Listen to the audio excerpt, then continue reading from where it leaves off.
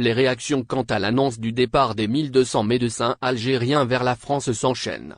Si la plupart des intervenants tentent d'expliquer le phénomène afin d'arrêter l'hémorragie, un sénateur prend une position à l'extrême en proposant carrément d'interdire le départ de ces médecins vers d'autres cieux.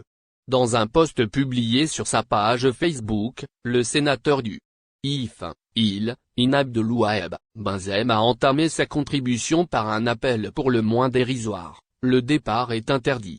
Il s'agit selon lui d'une question de sécurité sanitaire nationale. Dans ce sillage, il estime que l'Algérie est au centre des priorités quand il s'agit de nos médecins spécialistes. Car il est inconcevable que nos hôpitaux souffrent d'un manque cruel de spécialistes alors que nous les exportons vers l'étranger, a-t-il souligné.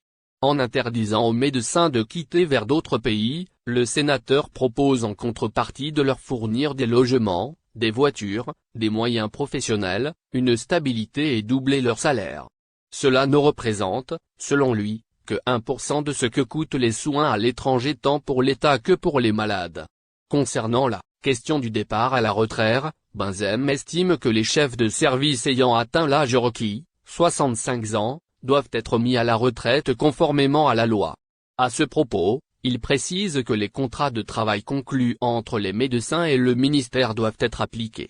La mauvaise intention de la France selon Benzem. Revenant sur l'affaire des 1200 médecins qui s'apprêtent à quitter à la recherche de meilleures conditions ailleurs, le sénateur estime que le médecin qui abandonne son devoir professionnel et national et qui abandonne l'État et le citoyen est un acte inadmissible, immoral et antinational. D'ailleurs, il estime que l'État doit orienter 1200 médecins au sud pour servir la population tout en leur garantissant les conditions d'exercice et une amélioration des salaires. Pour lui, l'État ne doit en aucun cas accepter le départ tant que nous sommes dans le besoin de médecins spécialistes. Plus loin, il pense que la France offre des avantages aux médecins, aux ingénieurs et à l'élite pour immigrer. Son intention étant, selon lui, que l'Algérie demeure toujours dans le besoin de ressources humaines spécialisées. Si la France s'intéresse à la jeunesse algérienne, qu'elle reparte à zéro en la construisant à ses frais, et cela, dans le cadre des accords bilatéraux entre les deux pays, a-t-il encore préconisé.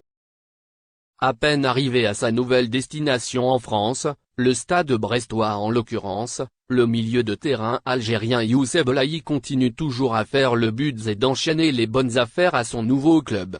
En effet, l'Algérien a fait exploser les compteurs des réseaux sociaux du dit club, à savoir Twitter, Facebook et Instagram, quelques heures seulement après le 31 janvier, date de l'annonce de recrutement de l'Oranais.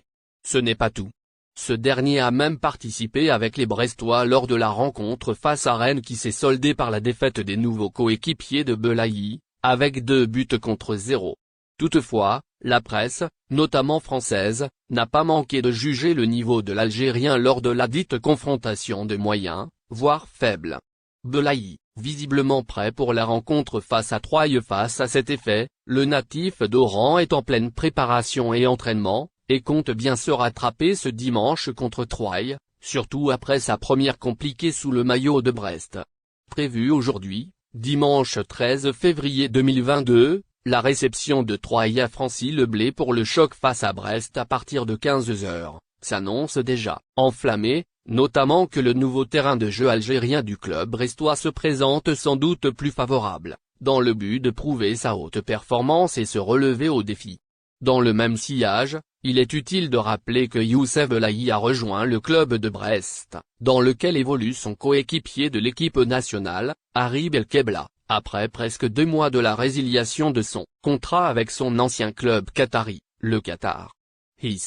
C'est, précisément avant la finale de la Coupe arabe 2021 au Qatar. Sa différence, il la cultive, mais sa vie n'a pas toujours été facile.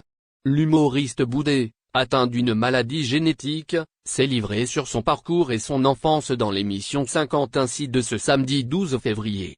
Face à Nico Aliaga, Boudet est revenu sur les difficultés apparues à sa naissance. « Je vis ma deuxième vie.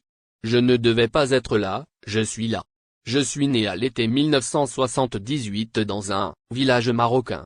J'avais une bronchiolite très aiguë et beaucoup de mal à respirer avec un asthme très prononcé, a-t-il révélé. À cette époque-là, Et dans ce village-là, on ne connaissait pas ce genre de maladie. Quand le docteur du village, qui était aussi électricien et mécanicien, m'a vu, il a dit à ma maman: ce gamin ne passera pas l'hiver. Mais pas question pour ses parents de laisser ainsi le sort s'abattre sur leur fils. Le père de Boudé qui travaille en France décide d'y amener son enfant. Ma maman lui a fait part des inquiétudes du docteur et mon père a dit non, cet enfant va vivre, je vais vous ramener en France, a-t-il confié, ému. Je suis arrivé avec ma maman, à l'hôpital Necker voir ma mère heureuse de voir son enfant vivre, ça a été mon chargeur. Profondément reconnaissant envers ses parents, Boudé ne cache pas être fan et en admiration devant eux. Ce sont mes héros.